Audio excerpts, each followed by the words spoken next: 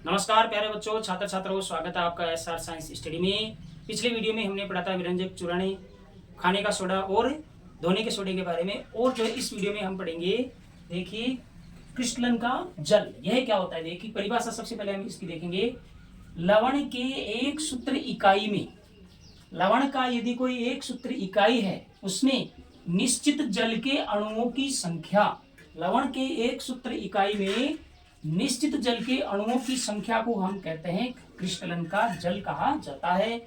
जैसे देखिए, calcium sulphate dot 2H2O है, तो ये क्या है, ये जो है आपका क्रिस्टलन का जल है। इसमें जिप्सम के अंदर CaSO4 डॉट 2H2O क्या होता है, सूत्र जिप्सम होता है। तो जिप्सम के अंदर दो जो अणु होते हैं वह क्रिस्टलन के जल के अणु होते हैं। उसी के साथ में धोने के सोडे में आप देखिए Na2CO3 डॉट NH2 10H2O, ये जो है वो क्या है, वो आपका क्रिस्टलन का जल है। अर्थात लवण के एक सूत्र इकाई में निश्चित जल के अणुओं की संख्या को हम क्या कहते हैं, क्रिस्टलन का जल कहा जाता है। लवण के एक सूत्र इकाई में निश्चित जल के अणुओं की संख्या, निश्चित जल के अणुओं की जो संख्या है उसको कहते हैं क्रिस्टलन का जल। जैसे जिप्सम में है 2 अणु जल के हैं, धोने के सोडे में है 10 अणु जल के हैं, तो इसे कहते हैं क्रिस्टलन का जल कहा जाता है।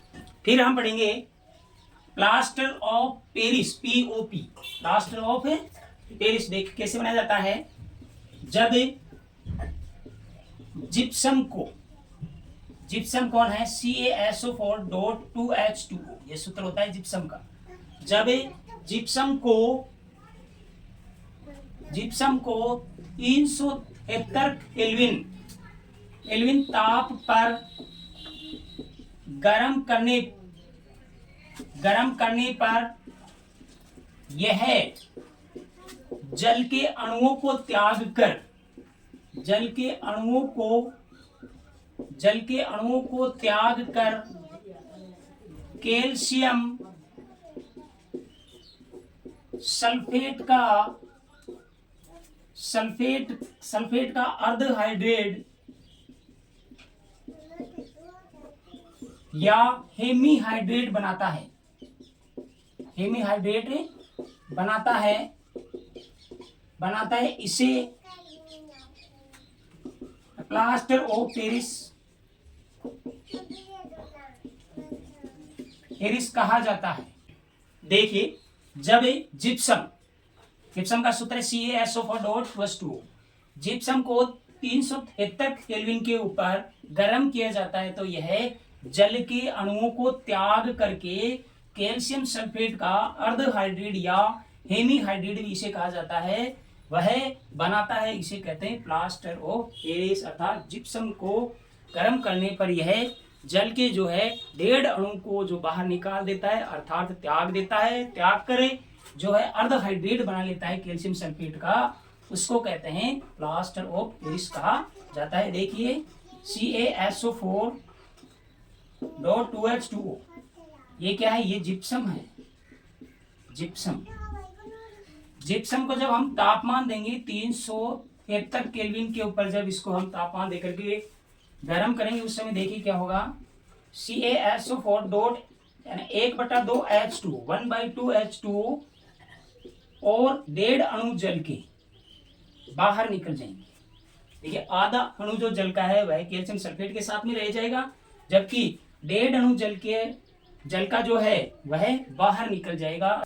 फिर देखिए कि POP, प्लास्टर ऑफ पेरिस की जल के साथ विक्रिया देखेंगे हम।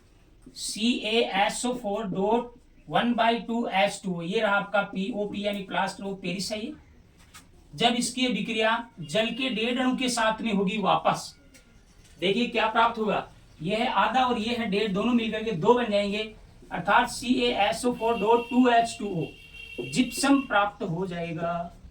कठोर पदार्थ होता है जिप्सम एक प्रकार का। तो जब प्लास्टर ऑफ पेरिस की अभिक्रिया जल के साथ में होती है उस समय जिप्सम प्राप्त होता है। इसीलिए इसका उपयोग जो है जब हड्डियां फ्रैक्चर हो जाती है, टूट जाती है, उस समय प्लास्टर के रूप में लिया जाता है, क्योंकि इसमें जल मिला करके टूटी हुई हड्डियों के ऊपर लगा दिया जाता है प्लास्टर के रूप में, जिससे वो वायु के संपर्क में आने से जिप्सम बन जाता है, अर्थात कठोर बन जाता है और टूटी हुई हड्डियों को स्थिर रखने के काम में ये जो है आता है। फिर हम देखेंगे प्लास्टर ऑफ पेरिस के उपयोग। देखिए नंबर 1 देखिए, टूटी हुई हड्डियों को स्थिर रखने के लिए प्लास्टर के रूप में, यदि कोई हड्डी फ्रैक्चर हो जाती है तो उसको स्थिर रखने के लिए हड्डी जो होती है ऑटोमेटिक जुड़ती है, लेकिन उनको जो है जुड़ने के लिए स्थिर रखना पड़ता है, अर्थात प्लास्टर के रूप में इसका उपयोग किया जाता है। दूसरा उपयोग देखिए इसका, सजावटी सामान बनाने, खिलौने बनाने इत्यादि में, मूर्तियां बनाने इत्यादि में इसका उपयोग लिया जाता है। नंबर 3 जो है, सतह को चिकना बनाने के लिए इसका उपयोग लिया जाता है, अर्थात इसके उपयोगों को देखेंगे हम। टूटी हुई हड्डियों को स्थिर रखने के लिए प्लास्टर के रूप में काम में लिया जाता है। सजावटी सामान, खिलौने, मूर्तियां इत्यादि बनाने के काम में लिया जाता है। सतह को चिकना बनाने के लिए काम में लिया जाता है। तो अपना जो लेसन नंबर जो 2 है वह कंप्लीट हो चुका है। वह मैं जो है आशा करता हूँ कि आपको समझ में आया होगा, और वीडियो को ज़्यादा से ज़्यादा लाइक कीजिए, शेयर कीजिए और सब्सक्राइब कीजिए। धन्यवाद।